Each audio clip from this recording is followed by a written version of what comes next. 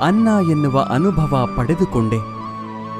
ಅದೇ ರೀತಿ ಸಜ್ಜನರ ಸಂಗದಿಂದ ನಮ್ಮಲ್ಲಿರುವ ಅಜ್ಞಾನ ದುರಿತ ದುಮ್ಮಾನಗಳ ಭಾವ ಕಾಠಿಣ್ಯತೆ ತೊಲಗಿ ಪುಣ್ಯ ಜ್ಞಾನ ಮೋಕ್ಷಗಳೆಂಬ ಮೃದುತ್ವದ ಅನುಭವ ದೊರೆಯುತ್ತದೆ.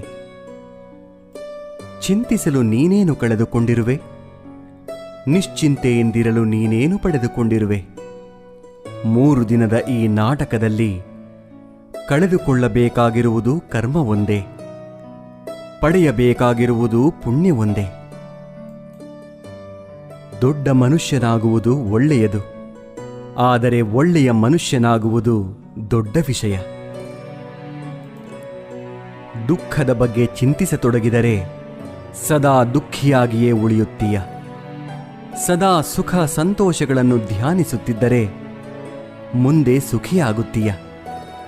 ಏಕೆಂದರೆ